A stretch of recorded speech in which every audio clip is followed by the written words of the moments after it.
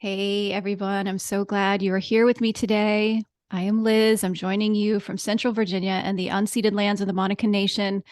And I am so excited about today's conversation. But first, I want to give you a couple of quick announcements/reminders.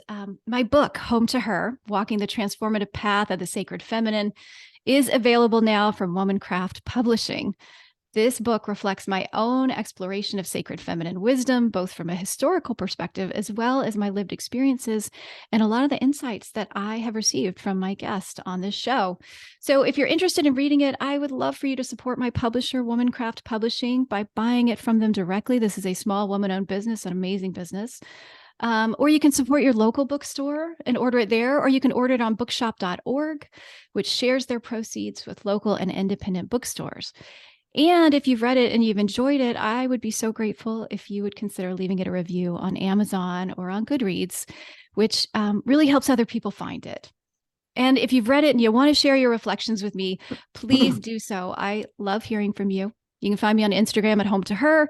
I also have a Facebook group also called Home to Her, where we're talking about the sacred feminine all the time. So if that platform appeals to you, jump on in there. And then finally, if you're listening to the show and you like it, I would also be so grateful for your reviews. iTunes reviews in particular help other people find the show. And given that this is a homegrown podcast on a niche subject, I can tell you that your reviews can and do make a huge difference. I'm starting my 4th year of hosting the show. It's pretty great. And this podcast is now in the top 5% of all podcasts globally, which is pretty cool and would not have happened without your support and help spreading the word. So thank you. For those of you who have already given it reviews, thank you. And if you haven't done so, and it would be in your joy to do so, I would be most grateful. All right. And now let's get on with it, shall we? So to begin, I want to share some words with you that were written by my guest who's joining us today. And this is what she says. I speak now about our time, the 21st century, as the Sophia century. The term Sophia referring to the wisdom of the feminine. The 20th century was dominated by war and the fear of war for 100 years. Now, at the beginning of the 3rd millennium, is the time for the feminine to rise, for both women and men to find the full expression of their yin energy to balance the overbearing yang of the patriarchy. And I feel those words so deeply. And I would imagine if you're listening to this, that you feel them too. I mean, this awareness is really the reason for me hosting this show. And one of my favorite things about my guest today is that these aren't just words to her. She has spent her entire life in service, and she translates this awareness into direct action. And this feels so important because I think when we become aware of what I call the sacred feminine, we might still want to engage with her or translate her through the lens of individualism or capitalist patriarchy, which is understandable, right? I mean, this is the soup that we are in. But we might think, well, what can I buy to help me connect with her or to evolve and grow? What do I need outside of myself? Whose expert program can I sign up for? And truly, there's nothing wrong with any of that. And in some ways, all that's been part of my process. I would just say that for me, the longer I seek to understand the suppressed wisdom of the feminine, the more clear it is to me that this is so much larger than any one of us. It is about how we show up in the world and what we're offering the world in large and small ways that can help us bring this balance, not just to ourselves, but to our communities and our broader culture. So I know our guest will have plenty to say about this and much more. So let me introduce her to you. Lynne Twist is the founder of the Soul of Money Institute and author of the best-selling award-winning book, The Soul of Money, Transforming Your Relationship with Money and Life, as well as a new book, Living a Committed Life, Finding Freedom and Fulfillment in a Purpose Larger Than Yourself. Over the past 40 years, Lynne has worked with over 100,000 people in 50 countries in the arenas of fundraising with integrity, conscious philanthropy, strategic visioning, and having a healthy relationship with money. She is presented for the United Nations Beijing Women's Conference, State of the World Forum, Synthesis Dialogues with His Holiness the Dalai Lama, and the Governor's Conference on California Women, among others. A recognized global visionary, Lynne has been an advisor to the Desmond Tutu Foundation and the Nobel Women's Initiative. She is the recipient of numerous prestigious honors, including the Woman of Distinction Award from the United Nations. She is co-founder of the Pachamama Alliance and serves on a number of nonprofit boards, including the Fetzer Institute, the Institute of Noetic Sciences, Pioneers, Conscious Capitalism, and Women's Earth Alliance. Whew. And she is joining us from her home today in the Bay Area of California. Lynne, thank you so much. It's an honor to have you with me today. Thank you so much, Liz. It's great to be here. Thank you. Wonderful. Well, I usually like to start these conversations with getting a little bit of a background from people on their spiritual upbringing. I find this interesting for a couple of reasons. And one is that, because this is a show on the sacred feminine, that kind of leads into the discussion of how we become aware of this aspect of the divine that we may or may not experience in female form. But I'd love to hear a little bit on what your spiritual background was and kind of how that shaped you growing up. Well, there's a distinction that I now make between spiritual and religious, but when I was a child, I didn't have that distinction. And I was raised as a Catholic. And so for me, the kind of spiritual aspect of my life was this thing called religion. And although it was more like a gesture or a set of protocols, in many ways, I didn't really understand. There were things that I didn't understand about the Catholic faith, and that I actually sort of internally as a child argued with, particularly when I couldn't go see my best friend, Lizzie Lee, perform in her Christmas pageant, because at that time, a Catholic was not supposed to go to another church that wasn't a Catholic church. And I thought, that is the weirdest thing. I mean, God doesn't want me to go see my friend Lizzie Lee in her Christmas pageant. It sounds so silly, but it really did shake it made me really think, wait a minute, that's a kind of silly rule. God wouldn't want to do that. So I started to question the religious roots that I had really young. I think I might have been 8 or 9. But the spiritual part of Catholicism, the beauty of connecting with something larger than myself, this kind of unseen knowing that there's something bigger, something mystical and beautiful and awesome that brought this universe into existence, was always there. I think it's there for every child. And then after my father died, which happened when I was a young adolescent in my teens, I became very, very religious, almost out of reaction to the loss of my dad, and thinking that somehow it must have been my fault. And it was then that I really developed my own inner life, I would say. The inner life of a child is sort of imagination, but the inner life of an adolescent, you're struggling with, your place in the world. So having that kind of an inner life that where there was some guidance, and it was Catholic guidance. Actually, it was nuns and people that were in the faith, but somehow they were teaching me about my spirituality, about my soul.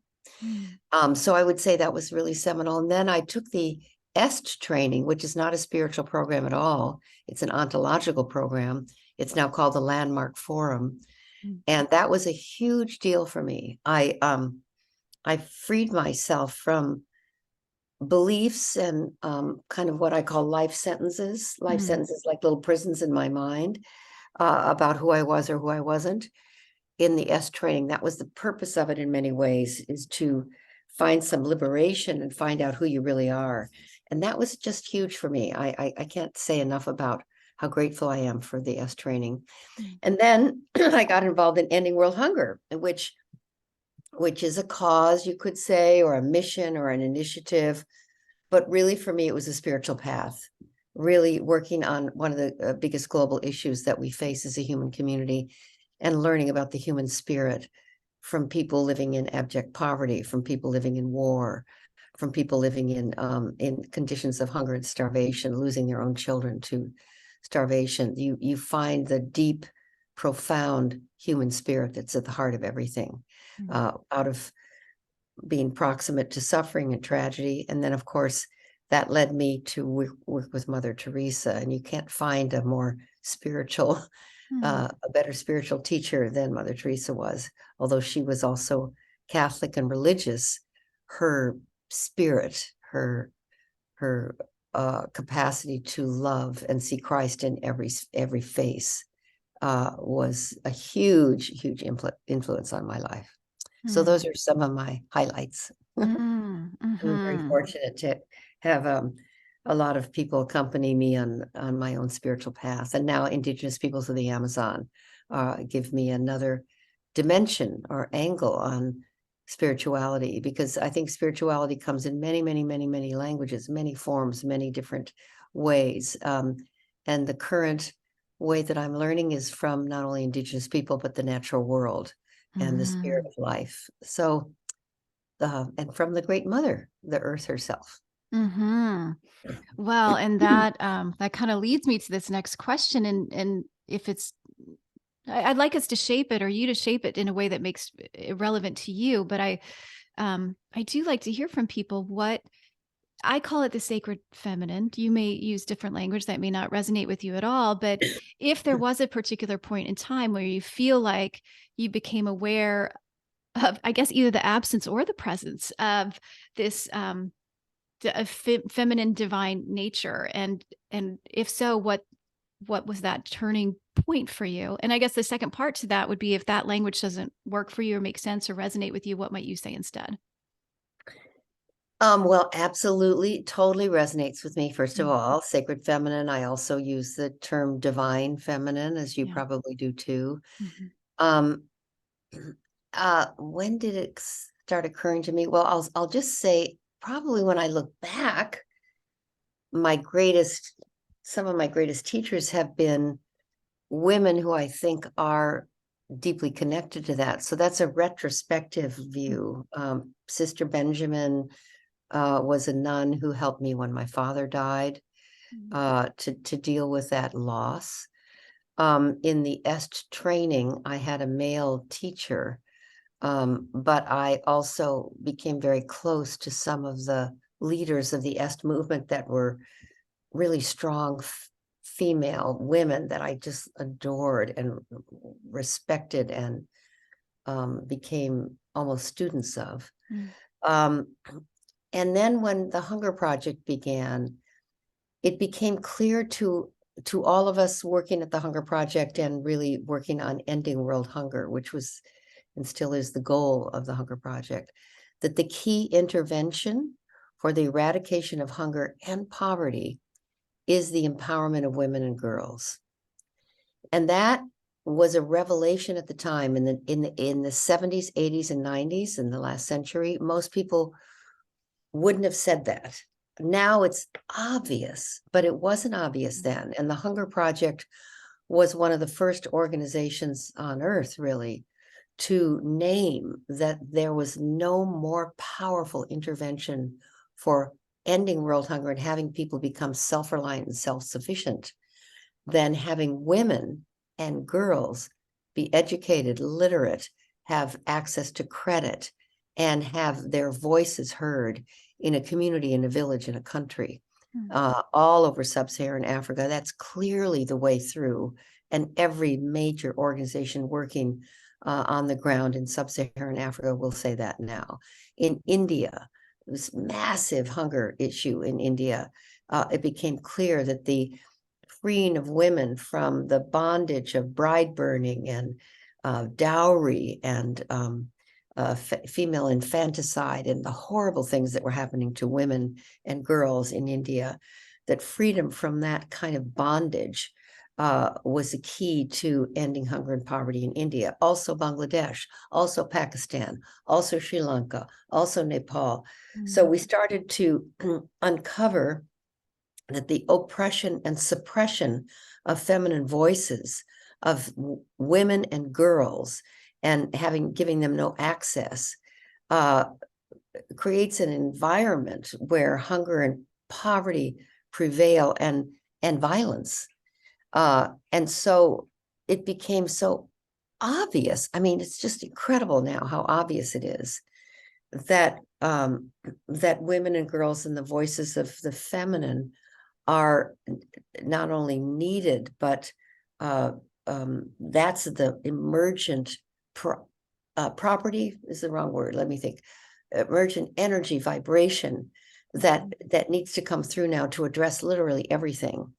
And Paul Hawken, the great environmental teacher and writer and ecologist, has identified the top 100 solutions to reversing the climate crisis, the whole climate crisis, the biggest challenge we have. And he ranks them, number one, number two, number three. And in conversation with Paul, he ranks education of girls and the liberation of the voice of the feminine as 6 and 7. But if you combine them, they become number one for reversing the climate crisis. Yes. And he writes about that in Drawdown, right? I remember this. Yeah. Yeah. So the ending hunger, the empowerment of women and girls, ending poverty, the empowerment of women and girls, turning around the climate crisis, the empowerment of women and girls. I think we know in our own democracy, the voices of women, particularly in the United States, will turn our democracy from a we the money and dominion and domination over everything and everyone. The voices of women will transform our democratic breakdown. And also, obviously, in peace, when women are at the peace table, the talks of war, it's just so obvious that women, the voices of women, which is one way of talking about it, but really what that is a secular way of talking about the divine feminine, the sacred feminine. That is the energy that's coming through now in the Sophia century, as you read in the book, and is, as we say in the book also, that this first century of the third millennium is starting off with this 22, 23 years, lots of turmoil, lots of chaos, but you might say that it's all breaking down and breaking apart, like dissolving in a breakdown that's painful and yes, very, very challenging. The health breakdown with the COVID virus, the breakdown of our democracy, the breakdown of our economy, the breakdown of our education system, the breakdown of really all religions in many ways, not serving us, is a healthy dissolution of patriarchal systems that are coming from a place of dominance and dominion. Even religion, using the word dominion, comes from religious, so that the divine feminine, which is the next emergent energy for the human family, can come through.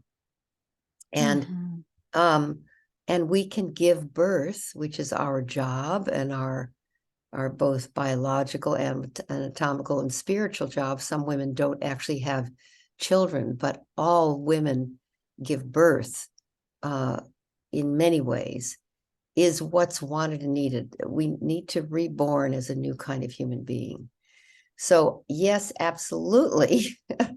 I have seen this in so many dimensions, but it really began with ending world hunger. That's where it started to show up. And when I look back, even before that, I can see that the influence of one's mother. In my case, my mother was simply extraordinary, and she was a huge beacon of love and light for everyone who knew her. And she was a civic leader. Today she would be called an activist. We didn't use those terms then. Was a huge influence on my life. So I and my father too, but if my father passed and my mother just took up the mantle of raising us without him.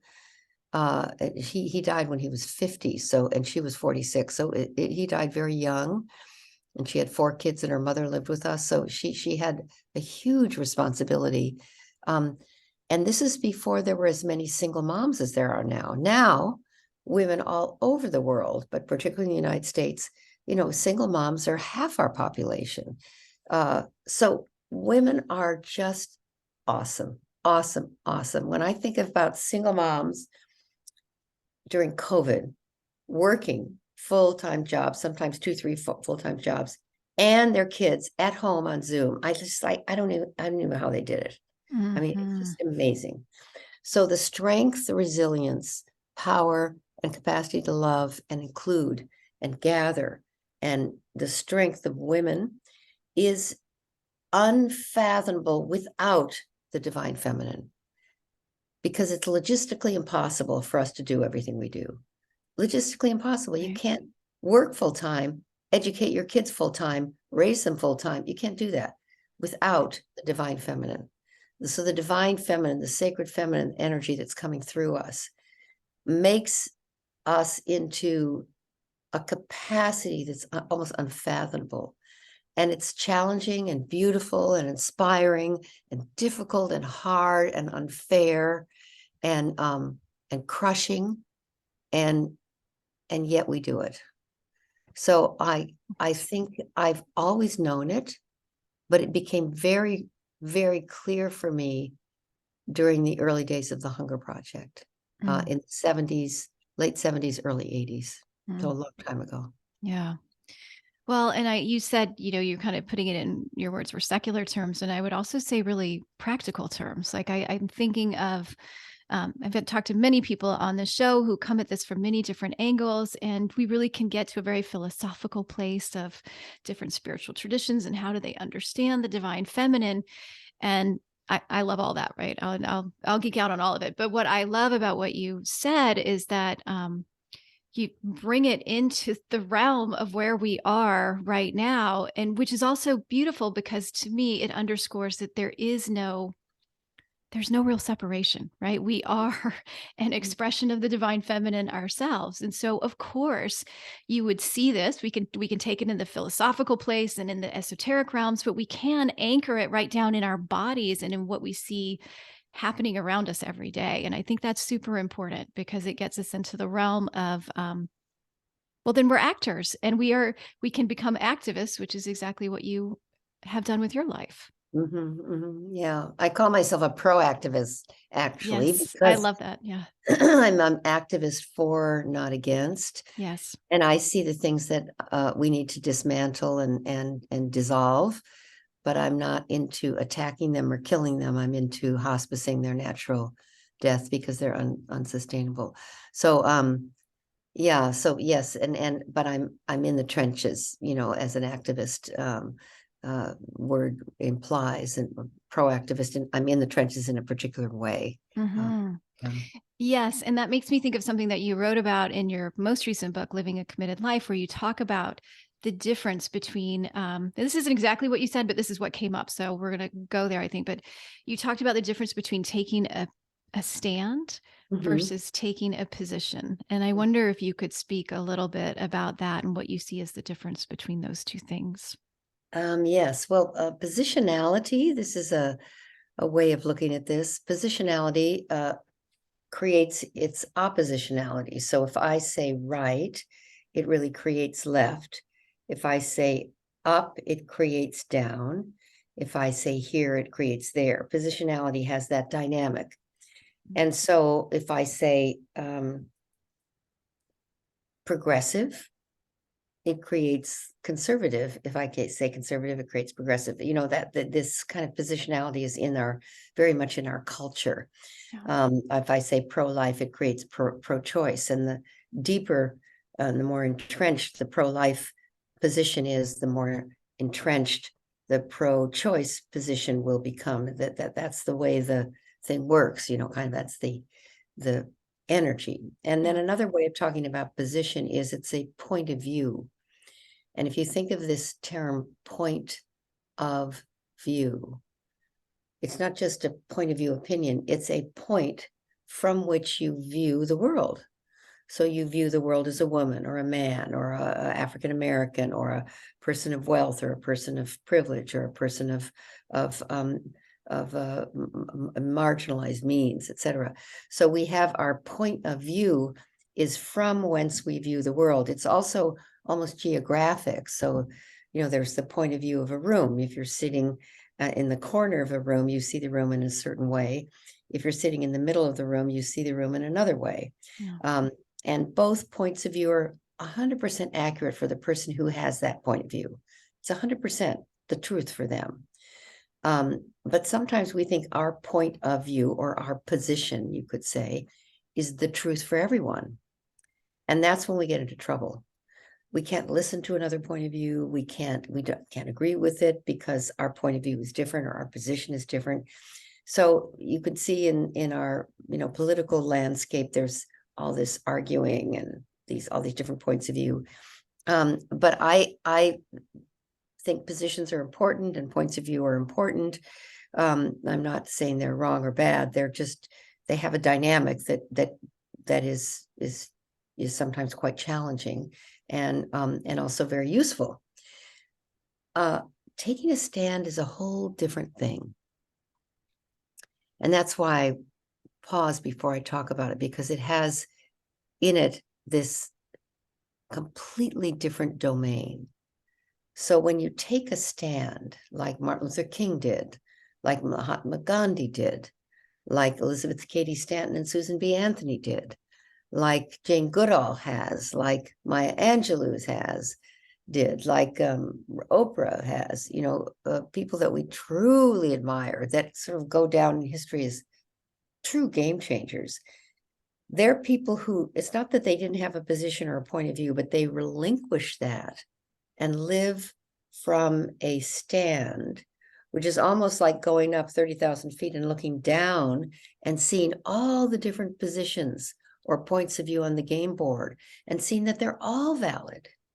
They all inform, they all make a difference.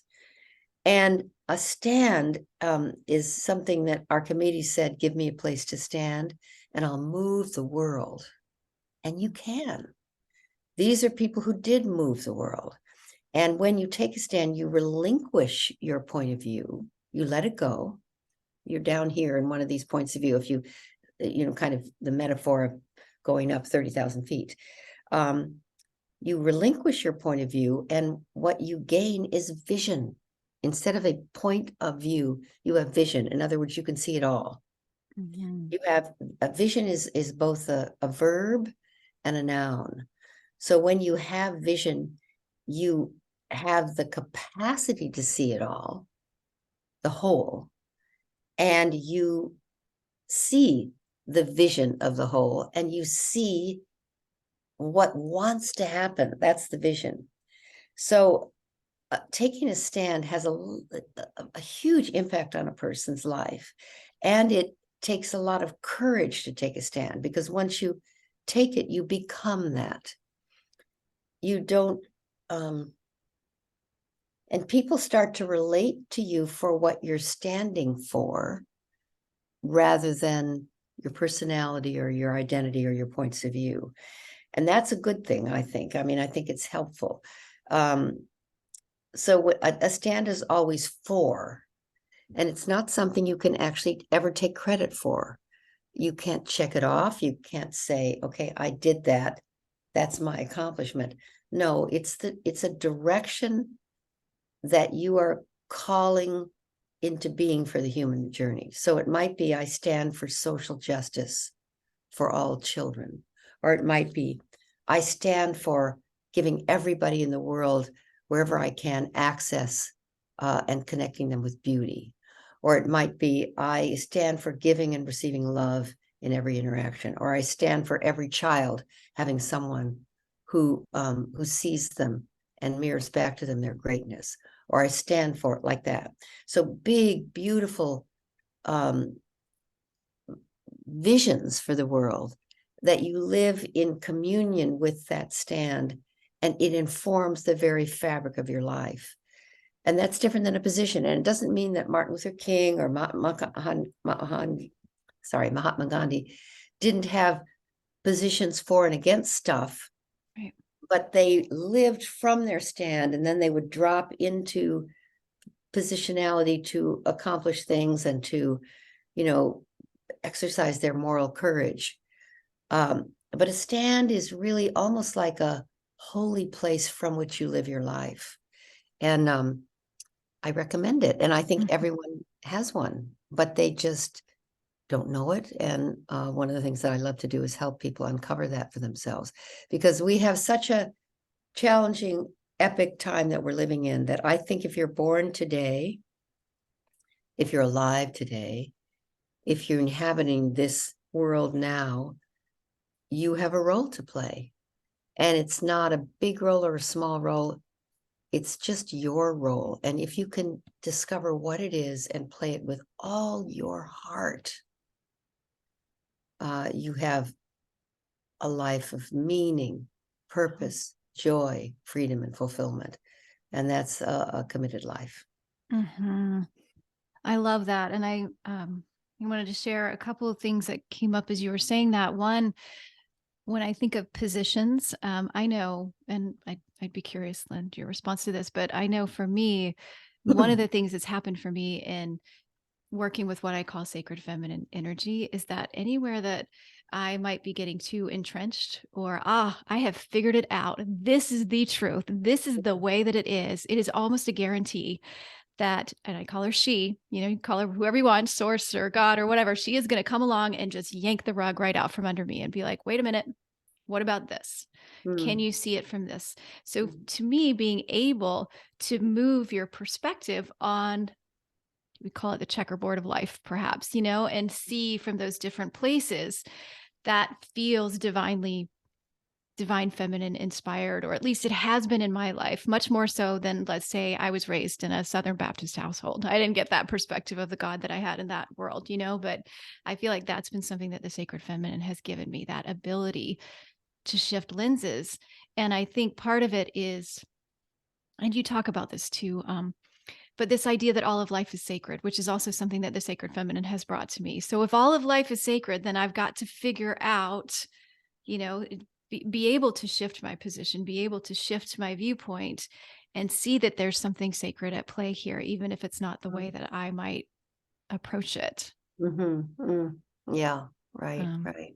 That's such a beautiful frame, I'll call it, or context for life.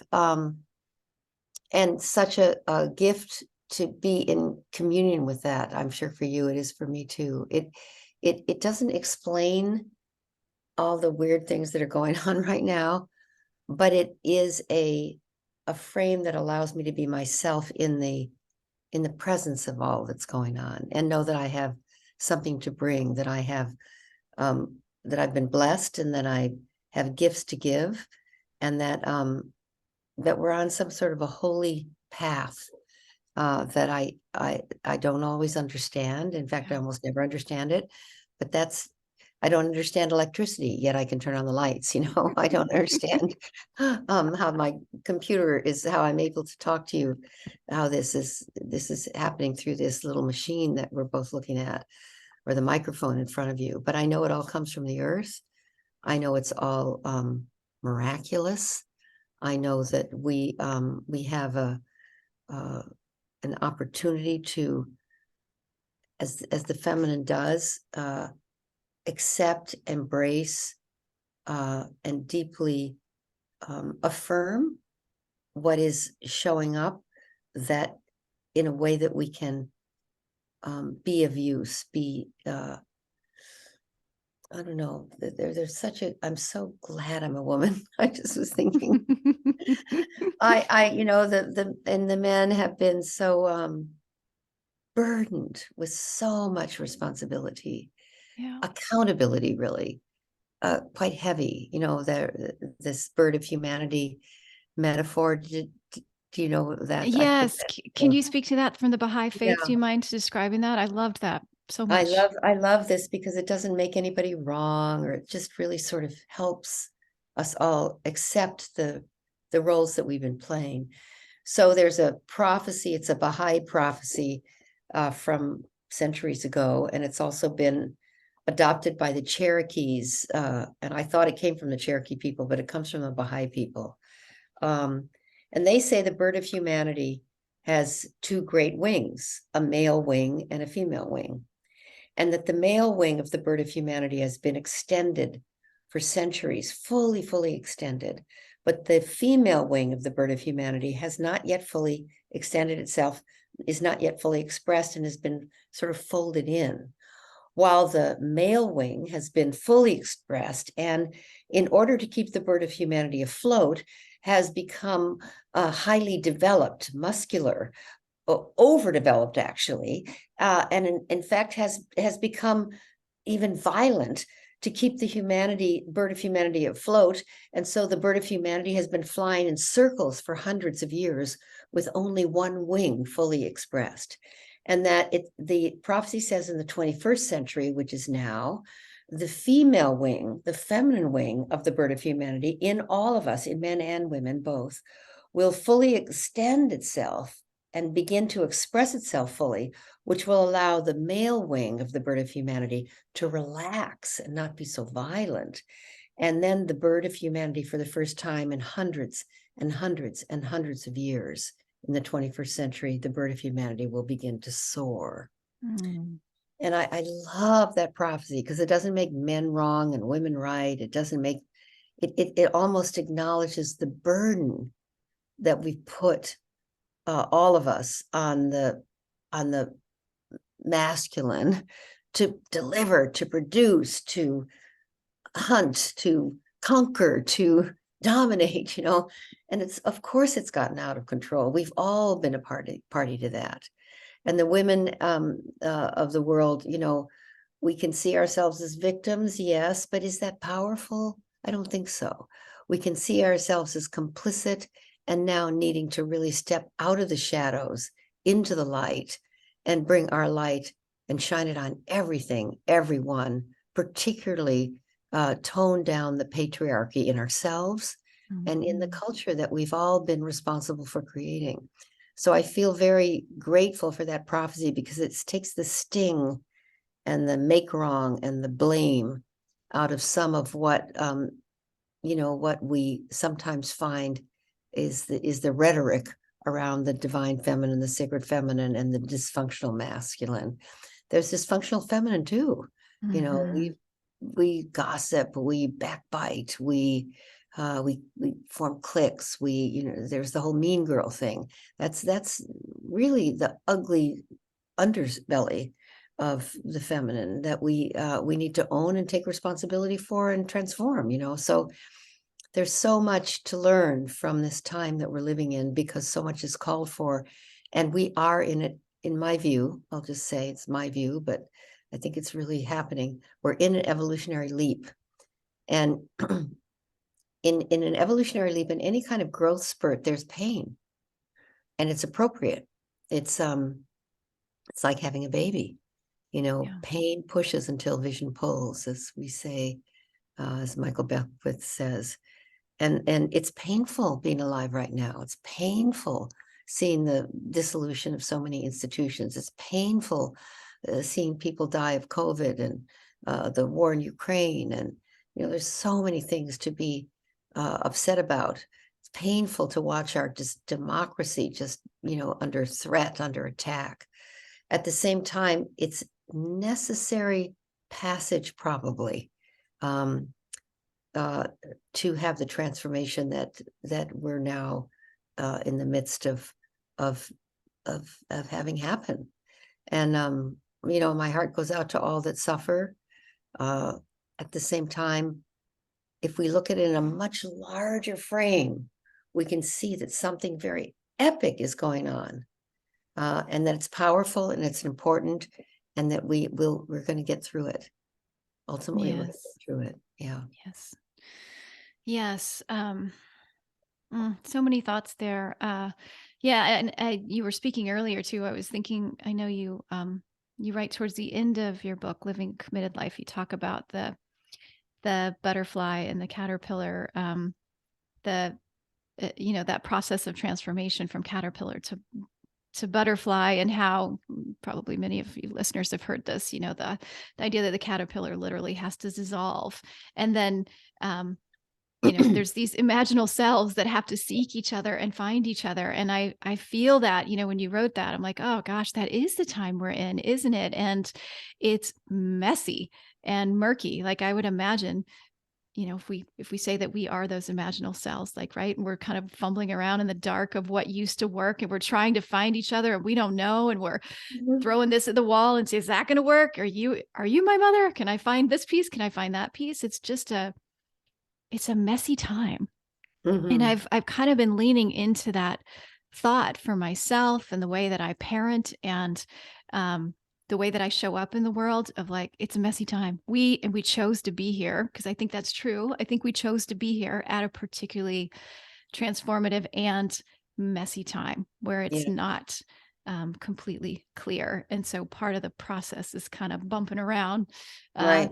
trying it, seeing if it's going to work. Ah, no, that didn't work. Or, oh no, this is still influenced by something that's kind of negative and toxic that I want to let go of, but I'm going to keep trying, and I'm going to keep bumping around and seeing if I can find the other imaginal cells so we can figure this out together. Yeah. Yeah. It's confusing. It's Yeah. chaotic. But chaos is really important to creativity and generativity. Um, it's I have one of my kids is a very, very fine artist, and he's a, kind of world renowned puppeteer actually. And Mm. I noticed how his his capacity to be in the presence of chaos is different than mine. And you think of a lot of great artists, they thrive in chaos and they make order out of it, but Yeah. they thrive in chaos. And it's almost like we're discovering a new art form of what does it mean to be human now? And it's taking our creative juices, your program, what you work on, that you're calling it the sacred feminine. That's a creative niche that you've created for yourself. I heard when you were introducing this that your podcast is up there in the ranks of one of the top ones. And I'm sure that this taking on this topic and interviewing people about it, you're discovering all kinds of different things that don't necessarily have everything fall into a perfect place, but almost stir up the pot in a way. Yes. Yeah, which is really healthy. And I think if we just know that that is part of what's going on, and there's a much larger story being told than the one we're telling ourselves. And that's a solace, that's a tonic, that's a healing balm when you really allow yourself to surrender to evolution, to the mother. Climate crisis is horrendously terrifying. It's just Yes. horrendous. It's huge, and it's feedback. It's really powerful feedback from our mother, and she knows Yeah. we're off track. She knows this species here. We got a lot of species on this planet. This one, the human species, I need to give them some serious feedback. I need to give them a pandemic so they slow down and go inside and think and reflect. I need to give them huge feedback about what they're doing to my rivers, to my blood, what Yeah. they're doing to my forests, what they're doing to my environment. And if we look at it that way, then we have power, we have agency, we have a capacity to turn the tide rather than complain or be frightened or be victims of it. Yes, it's challenging and people are getting hurt, and economies are going bankrupt and businesses are closing and Yeah. people are dying. Yes, I know. I don't mean to understate that. And at the same time, if you look at your own life, your own growth periods, your own moments where you've realized something that was really profound happened not in the sunshine, not when you were playing on the playground as a child, not when things were rosy and perfect. It's when something really was hugely challenging. Yeah. That's when we grow. That's when we learn. And we're in a big growth spurt right now. Yeah. Well, and I have a question for you too around, so you've dedicated your life to working on some really challenging things, right? Ending world hunger, protecting the rainforest. Um, and I think you acknowledge in your book that you probably not going to live to see like the change that you'd like to see. And so I wonder, um, do you attach to outcome? How does outcome Like, do you need to see the outcome to, because I think that's something that people stumble on sometimes when they look at something and they're like, this is insurmountable. This is too big. I can't even start. And so I wonder how you dance with that question of outcome and knowing that our actions are contributing. Well, that's a beautiful question, actually. Thank you. I don't think anybody's ever asked me quite that way. So thank you for that. Um, a stand is when you take a stand with your life, it is that you're living your life in the direction of something you stand for, but you'll never get credit for it. And it's something you can't check off or accomplish. It's not, doesn't have that dynamic. And you know that. So that's part of it. Then, so I'm going to say something that sounds contrary, but it's a kind of a paradox. To strengthen and deepen and affirm your stand, you acknowledge and celebrate when you take territory. Let me put it that way. So that you can see that you're moving if I use a football field analogy, you're moving the ball down the field. You know what I mean? And then there's setbacks and penalties and stuff, and then you move the ball on the field again. Or you're moving the dial. So you want to keep feeding yourself interim accomplishments so that you can stay the course. So for example, with ending world hunger, I don't know that that'll happen in my lifetime, but I know that we're on the trajectory to end world hunger. When we started the Hunger Project, there were 4.3 billion people on Earth, and the deaths from hunger and starvation, mostly children under 5, were 44,000 a day. On a planet of 4.3 billion people, 44,000 children, mostly children under 5, were dying every single day of hunger and starvation, malnutrition. Today, we have 8 billion people, almost twice as many people on Earth. And the deaths are down from 44,000 a day to 16,000 a day. This is on average. It's still way too many. Yeah. But 8 billion people, 16,000 a day, this is like a miracle. Yes. And, I want it to be 0. Yes. But that's important information for me as a person working to end world hunger. That bolsters my resolve, that deepens my determination. And I think that's really important. But another phrase that's has been memorable for me, and I can't remember who said it, but someone wise said, it's amazing what you can accomplish when you don't need to take credit. It's amazing what you can accomplish when you don't need to take credit, when you don't seek to take credit. So it's not attached to you that this, if it does or doesn't happen, you've failed or you've won.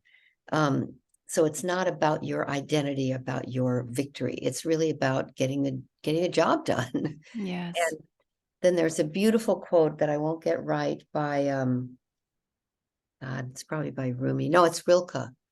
The spirit only wants that there be flying. Who does it is of no consequence, just that it happens. That's not quite right. I wish I could find the perfect quote, but it's something like that. It's so beautiful. I'm going to see if I can look it up here, because it's so it's so beautiful. Here it is. Here, let me say it better. Yeah. Spirit wants only that there be flying. As for who happens to do it, in that he has only a passing interest. Rilke. Yeah. So I love cataloging my accomplishments and what my achievements. I do that at the end of every day, rather than what I didn't get done, what I did get done. So this is kind of a paradox in answer to your question. At the same time, I know that in my lifetime, the things that I stand for, I can never check off. So one of my stands is to bring forth an environmentally sustainable spiritually fulfilling, socially just human presence on this planet. Mm. And I'm not going to be able to check that off. But I am living, standing for that expression, that fulfillment of the human family. And there's tremendous progress in that direction, tremendous progress in that direction.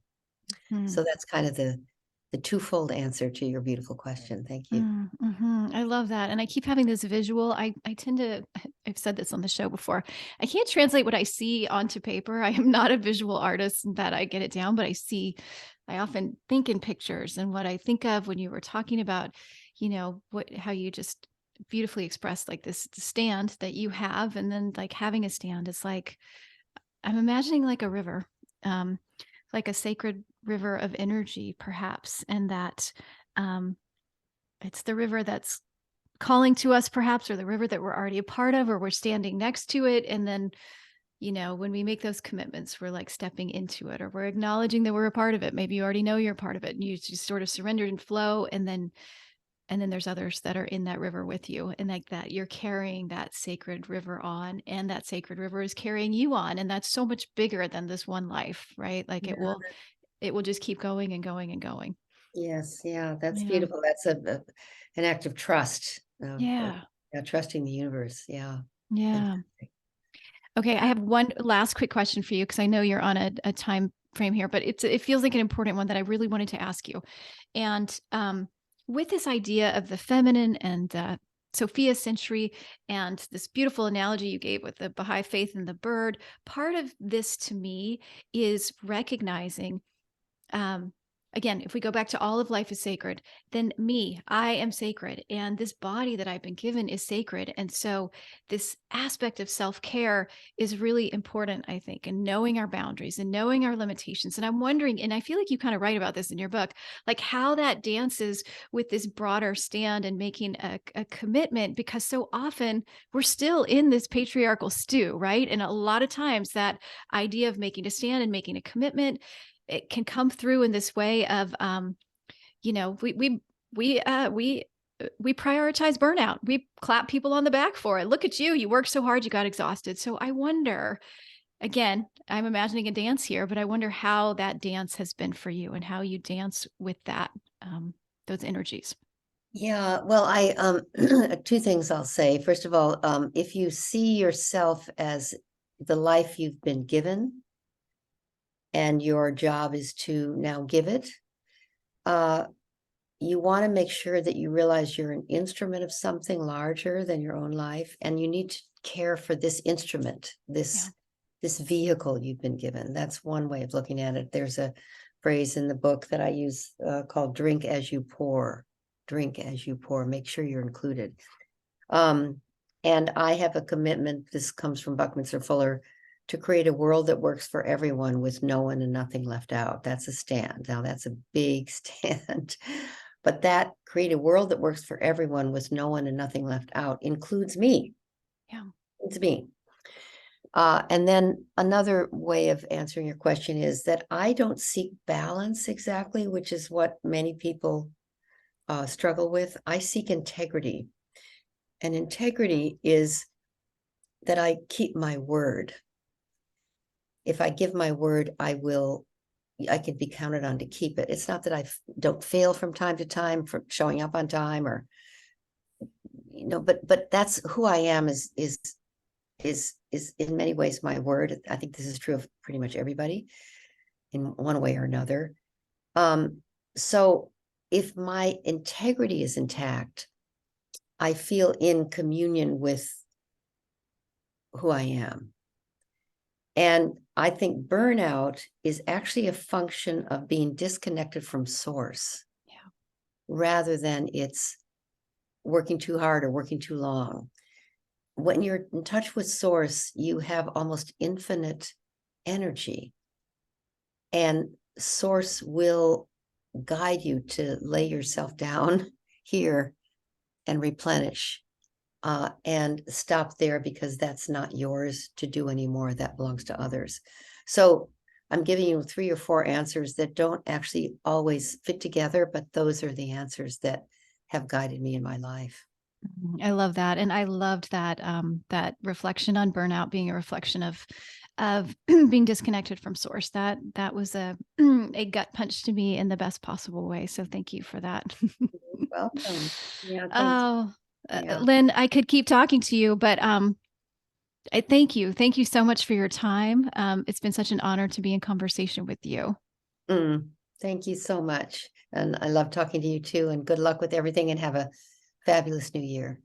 Thank you so much. And so, Lynn's latest book is Living a Committed Life, Finding Freedom and Fulfillment in a Purpose Larger Than Yourself. I will put links in the show notes to all the different ways you can learn more about her, her work, and her books. And thanks to all of you for listening. As always, I'm so grateful for you. And if you like the show, you can leave it a 5-star review. You can tell your friends about it. You can subscribe. You can do all those things. And until next time, take very good care of yourself.